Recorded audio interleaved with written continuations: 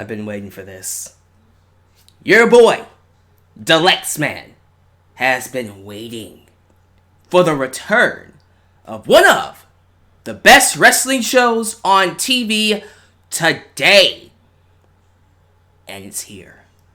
After a not so long, but it felt like a long hiatus, we finally get the return of Lucha Underground Season 4. And I am here to talk about Episode 1, the premiere of Season 4. What happened in Aztec Warfare 4.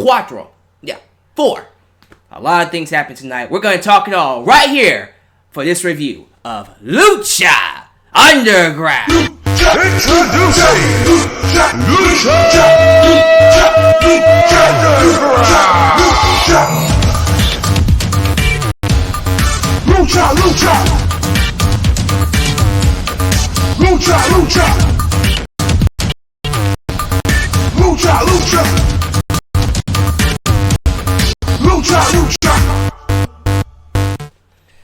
Let's get it, ladies and gentlemen. This is your boy, Alyx. Welcome to my review of Lucha Underground. I'm going to break down episode 1. Everything about it, from the intro to the match, Aztec Warfare 4, to everything that happened afterwards. We're going to have a good time talking about Lucha. If this is the first time you're watching your boy, Alyx, do yourself a favor, like the video, subscribe, catch all of my wrestling content, and be a part of your boy Alyx's world. You can do a couple of things if you really want to help expand the brand of your boy Alyx. You can do one, follow me on Facebook, be a part of future Q&As, and catch wrestling updates. Follow me on Twitter, AlyxManBX1. Tweet with me during Lucha Underground episodes, WWE, Impact Wrestling, whatever show I'm watching, New Japan Pro Wrestling, PWG, whatever. Just tweet along with me, if you will. You can donate. You can do PayPal. You can do Patreon. You can do Super Chat. There are other ways you can help your brother out. But most importantly, if you really want to help, you can buy yourself a Alyx t-shirt today at Pro Wrestling Tees. Let's not waste any more time. Let's get into it. Lucha Underground. Thank you for everyone who's joined me for this episode. I see a lot of you here. I hope you guys are excited to hear me talk. We got people like True Fire 901 in the chat. We got Ultra Shadow, James H, Jabez, Alyx's son. Apparently I have a son. Didn't know that happened. Joseph Winters, Big B Wolf. We got Who Wants to Walk with Elias Ademi, Scarecrow Gomez, Charlotte Flair, Gabriel, Burgos, I think that's how you say it, WWE Fan for Life 56, King, Mike Todd's 13. I see a lot of you asking about links to the actual episode. I stopped watching it on the internet. I now watch it on cable because I actually bought El Rey. But what you can do, if you want access to future episodes of Lucha, you can watch it in two ways. You can watch it through another source, Fubo TV, literally www.fubo.tv, or Sling. Those are different sources to watch. You can watch it on iTunes.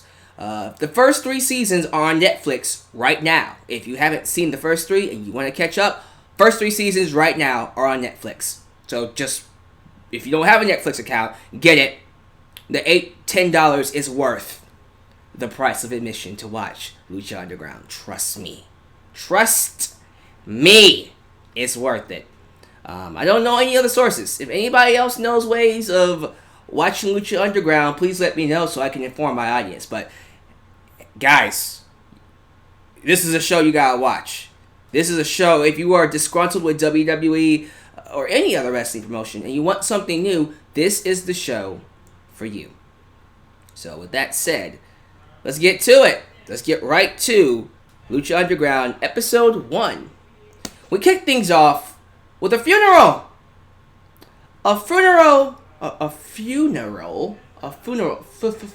Funeral of Dario Cueto. Dario Cueto is dead. We ended season 3 with him being shot by councilman. No, that wasn't a councilman. That was he was an FBI agent.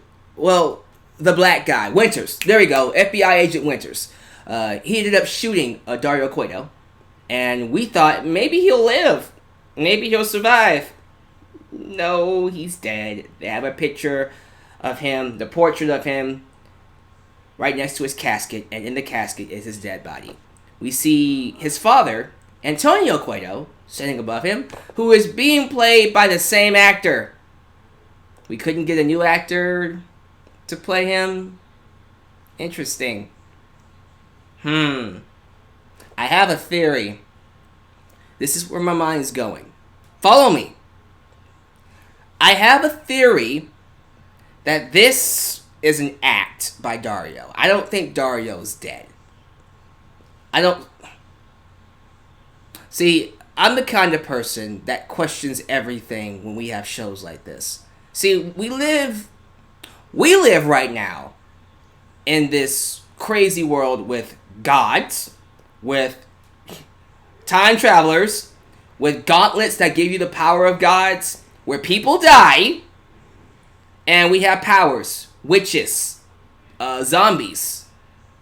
We have kings, Cobra Kings, beheading people. So I'm gonna keep an open mind to the possibility that Dario Cueto is not dead. But we're opening up the season with him dead. Here's another theory. We're talking about the same actor playing Antonio Cueto. What if that's Dario? What if it's revealed later on that this is Dario under disguise? Because the last time we saw Dario Cueto, yes, we saw him get shot, yet we saw him pass away.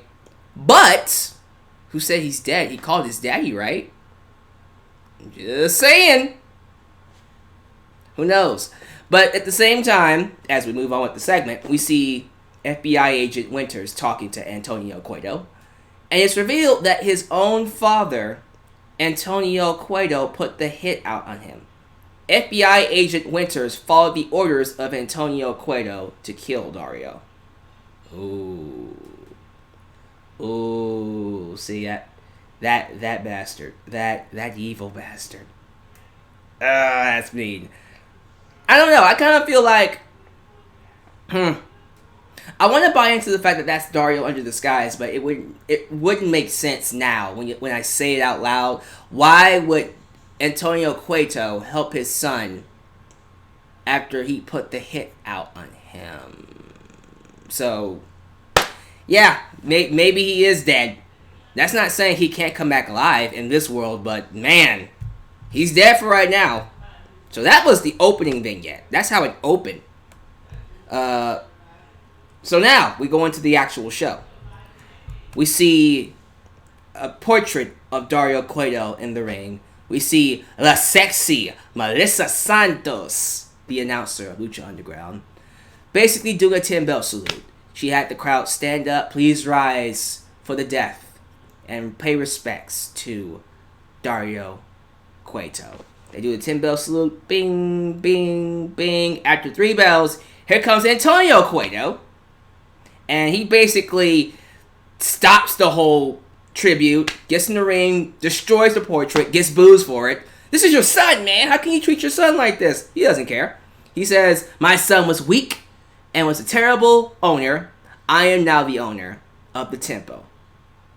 He tells everyone that Pentagon Dark will defend his championship in a match he created, although Dario introduced it. He created it.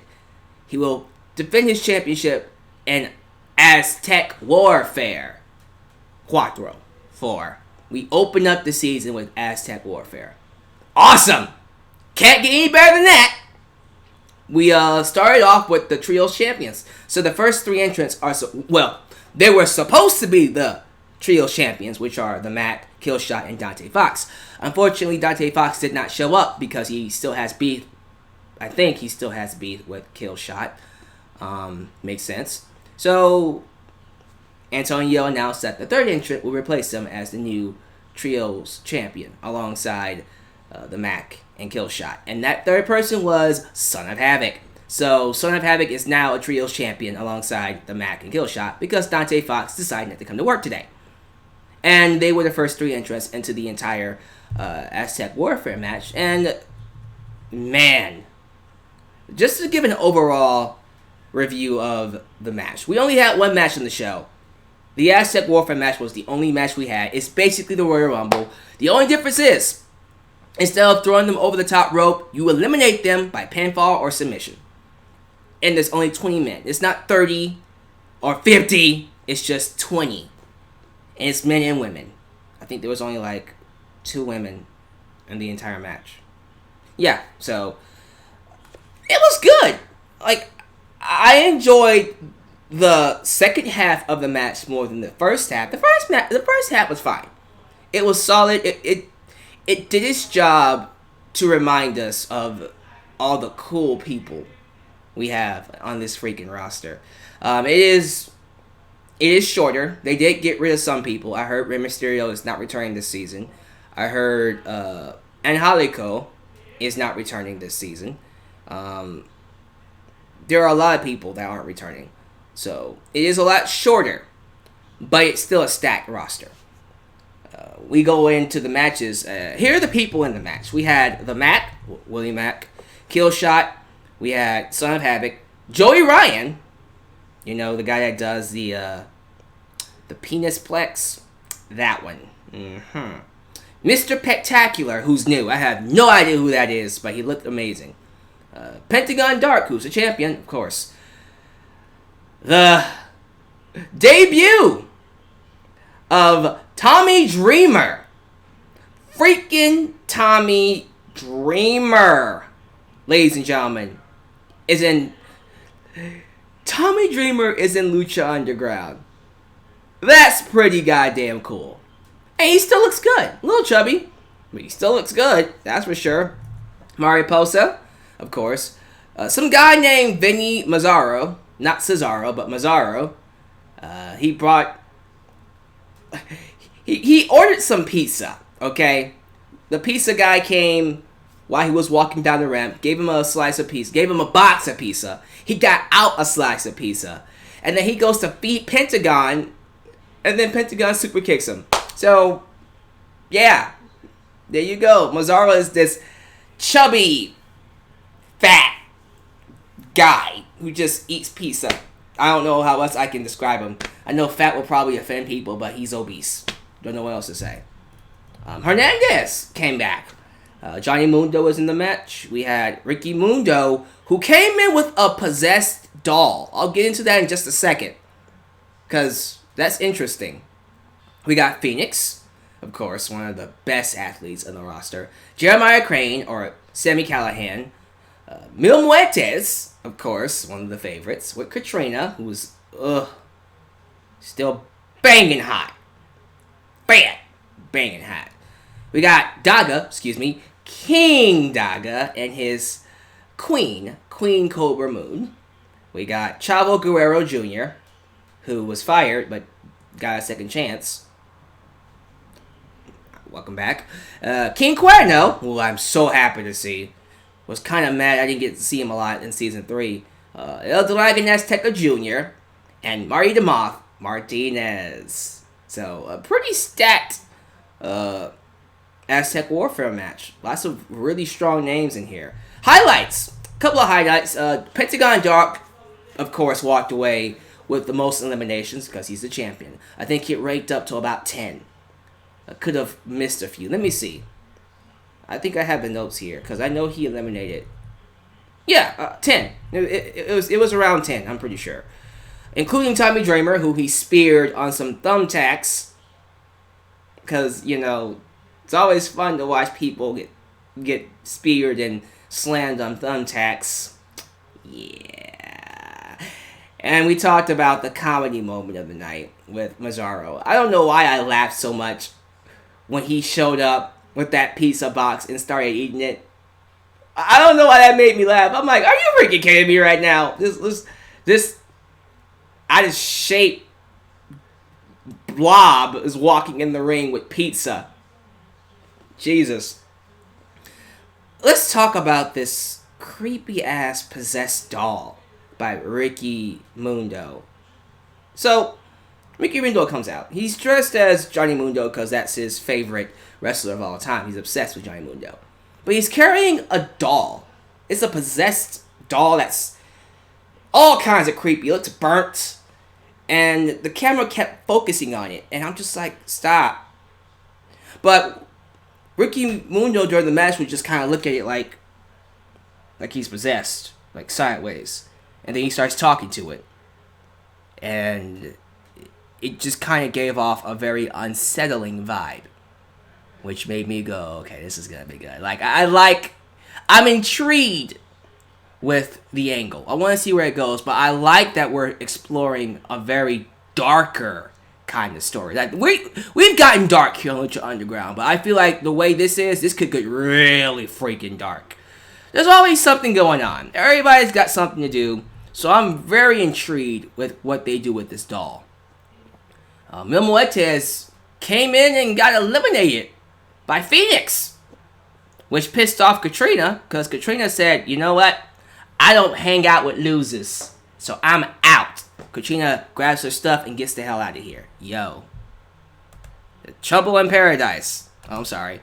Looks like there's trouble in paradise. So, next up, we had Phoenix get eliminated by Chavo Guerrero, and he did it with a suplex. Okay, see, this is perhaps one of the very few times that I will actually knock Lucha Underground. Really? You had Chavo Guerrero pin Phoenix, the only Grand Slam Triple Crown champion in your promotion, with a suplex? Not the Gory Bomb. Not a Brain Buster.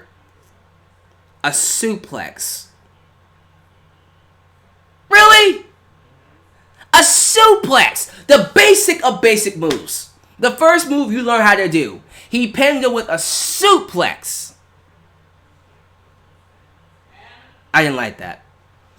What I did like was Cobra Moon bringing out King Daga, and then he got eliminated by Johnny Mundo, which pissed her off and made her bring out Vibora, the Luchasaurus.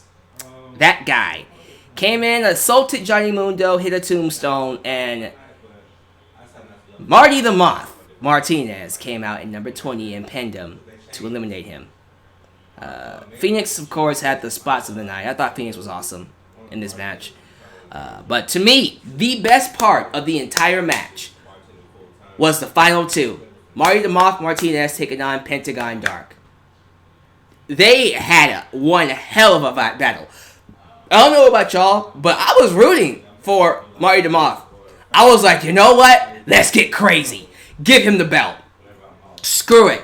I believe, in my opinion, that although Pentagon Dark is the most over act on the roster, I think the best act right now in Lucha Underground, without a shadow of a doubt, is Marty the Moth Martinez. Because we got all these characters and personas. We got Matanza Cuetos, you got the Pentagon Darks, you got the Cobra Moons, you got the people who aren't even in the match. You got the Rabbit Tribe, you got these Reptile Tribe, Drago and Vibora. You got all these amazing characters. But none of them hold a candle. None of them hold a candle to Marty the Moth Martinez. The way he plays creepy is amazing. The way he makes you feel uncomfortable is unheard of. Marty the Moth Martinez is a godsend. He is great at what he does, and I'm so happy to be watching Lucha Underground because I miss Marty. He is a breath of fresh air. It's good to have a character like this because he plays it so well. And I was rooting for him. I like Pentagon. But there was a part in the match where I was like, come on, Marty. Come on, Marty. You can do it. He got a lot of near falls. They hit a lot of crazy moves. Great back and forth. But at the end of it, Pentagon Dark gets the victory with a cradle pile driver. Yeah, he ends up winning. Pentagon Dark is still the Lucha Underground Champion for now. Because out comes Antonio Cueto. If that's who you really are, sir. It's probably him. I really want this to be Dario. I really do, but out comes Antonio Cueto. And he announces that next week, Pentagon Dark will defend his belt against Antonio's only son, the monster, Matanza. And there you go. We ended on that. So, ladies and gentlemen, there you go. That was Lucha Underground. Good episode tonight. I thought it was a very strong way to set things up for the rest of the season. There was a lot of things they changed. We have new Trios champions. Well, we have one new Trios champions, but it's a different group. Son of Havoc, the Mac, and Killshot. What's going on with Dante Fox? So did something happen to him, or is he still mad at Killshot? The stuff with the Possessed Doll. How is that going to affect the Worldwide Underground? What's going to happen with Johnny Mundo, Taya, of course, Ricky Mundo, and PJ Black and Jack Evans? What's going to happen there? Is it going to have an effect on the group? What kind of an effect? Katrina walked out on Mil Muertes. What's that going to lead to? What's going to happen there? Is Jeremiah Crane going to be involved in that? Is Phoenix going to be involved in that? I remember during the trailer that I saw Melissa Santos fighting off with Katrina. Who knows, man? That could lead to something. A lot of things you got to talk about. What's going to happen with Vibora, Cobra Moon, and Mundo? Because clearly that's going to be a feud.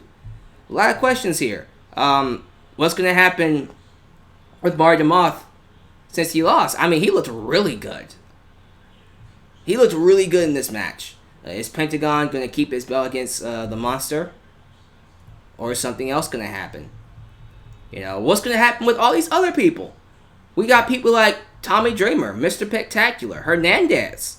Chavo Guerrero came back. King Cuerno's back. Dragon Azteca Jr. with no Rey Mysterio. So many questions, so many things I want to know. It's awesome to have Lucha Underground back because there are so many wrestling shows that feel the same. It's good to have one that's different. So I'm very intrigued with what's going to happen going forward. But I thought it was a good episode. How'd you guys feel about it? Live chat, talk to me. Talk to me, live chat. What do you guys think? Ultra Shadow says, Katrina is fine. Not fine, but fine. Absolutely. Oh my lord, she knows she fine. Kenneth Gaffrat? Kenneth says, Tommy Dreamer sucks and always has. Hey, not too much on Tommy Dreamer. He's a legend. For real, he's a hardcore legend. Easily one of the best of all time. Could go into the Hall of Fame anytime he wants. Let's see. Raheem Isaac. I was expecting Marty to come back with a bald head. He already shaved his head once. Probably just let it grow back out. It is what it is. Lashley's finisher is a delayed suplex. Gino Morgan TV, okay? Is there a point to that? Are you trying to argue that I shouldn't be upset that Chavo Guerrero pinned Phoenix with a suplex because that didn't change anything? I think it's BS that Chavo pinned Phoenix with a freaking suplex! Come on, man. You can't do that. You can't do that. Let's see here. Johnny Mundo and Taya recently got married. That's right. They are married in real life. Those of you who don't know, yeah, he didn't marry Melina. Because Melina crazy. She got some issues that nobody wants to deal with. I also hear that Taya is just a bad person for him anyway, so I'm cool with that. Zero Cool 666 was a killer return for Lucha, doing exactly what people expect. The best characters, the best stories in all of wrestling. They set the table for so many things to come. They really did. There's so many stories. We got so many things to talk about. I am excited. I am pumped to see where this goes. Someone just asked me what happened with Johnny and Melina. They just didn't work out. Heard some stories that they fought all the time, and Melina was just untrustworthy. When she was in WWE, she was notorious for sleeping around on Johnny. She slept with Batista, apparently, but she slept with other men, and a lot of women have no issues putting her on blast. So basically, Melina is unloyal, and Taya is, which is why she got the ring and Melina didn't. Jeremy Brown, this was a good show. It's Lucha and NXT on top for me. I didn't watch NXT tonight. I gotta go back and watch it. I already did my preview on TakeOver, so check that out if you haven't. Let's see here. Lucha Underground would be awesome with Sabu. Gabriel. I'd be okay with him coming. That's for sure. Alright, I'm going to cut it off right here. Thank you guys for watching this live broadcast on Lucha Underground. I'll be back up here next week. Probably at an earlier time to review it right afterwards. I might do a joint review of NXT and Lucha. So be sure to stay tuned for my thoughts on both shows if it happens. But thank you guys for watching. This is your boy, Deluxe Man, signing off right here in your boy, Deluxe Man's World. Catch you later. Peace out.